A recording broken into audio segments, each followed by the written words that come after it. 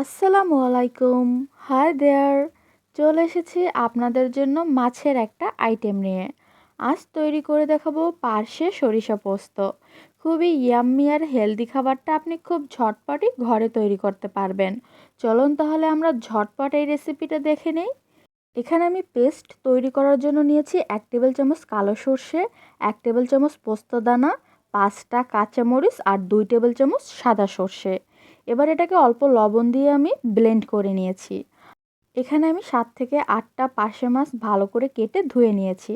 দিলাম স্বাদমতো লবণ, হাফ চামচ হলুদের গুঁড়া। এখন ভালো করে এটাকে মেরিনেট করে ভেজে নিব। অবশ্যই কিন্তু এই মাছগুলো ভাজার জন্য আমাদের ইউজ করতে হবে সরিষার তেল। এর জন্য আমি এখানে দিয়ে দিলাম 1/4 কাপ সরিষার তেল। হালকা গরম হওয়ার পর মাছগুলো দিয়ে দিচ্ছি মিডিয়াম টু লো আছে। এগুলোকে ভালো করে ফ্রাই করে নিব। যখন এটাতে বাদামি কালার চলে আসবে তখন মাছগুলো তেল থেকে তুলে নিতে হবে।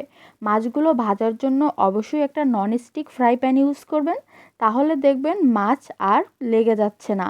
আর অবশ্যই তেলটা ভালো করে গরম হওয়ার পরেই মাছটা ভাজার জন্য দিবেন, তাহলে মাছগুলো আর ফ্রাই প্যানে লেগে থাকবে না।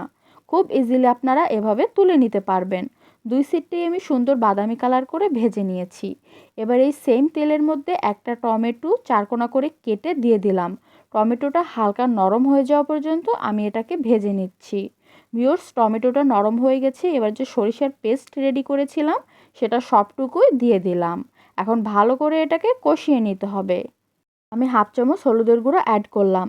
যেহেতু পেস্ট তৈরি করার সময় লবণ দিয়েছিলাম তাই আর এক্সট্রা লবণ দিলাম না। 1 টেবিল চামচ পেঁয়াজ বাটা অ্যাড করে নিলাম। এখন ভালো করে এটাকে কিছুক্ষণ কষিয়ে নিব। যখন মশলাটা খুব ভালোভাবে কষানো হয়ে যাবে, মানে তেলটা একটু উপরে উঠে আসবে আর মশলাটা দেখতে এমন লাগবে, তখন এতে হাফ কাপ পানি দিয়ে দিবেন। তারপর 1 মিনিট এটাকে একটু জাল দিয়ে এতে মাছগুলো দিয়ে দিবেন। এখন ঢাকনা দিয়ে মাছটা সিদ্ধ হয়ে যাওয়া পর্যন্ত আমি ওয়েট করব। আর দিয়ে দিচ্ছি 4টা কাঁচামরিচ। এবার ঢাকনা দিয়ে এটাকে রান্না করে নিচ্ছি। ভিউয়ার্স, ততক্ষণে আপনারা আমাদের চ্যানেল সাবস্ক্রাইব করে নিন। আমার রান্না হয়ে গেছে। দেখুন মাছগুলো একদমই সিদ্ধ হয়ে গেছে আর ঝোলটাও ঘন হয়ে গেছে। আমি চুলা অফ করে দিয়েছি। গরম গরম ভাতে সার্ভ করার জন্য আমি তো রেডি। আপনারাও বাসায় তৈরি করুন আর আমাদের কমেন্ট করে জানান। আজ আসি। আল্লাহ হাফেজ।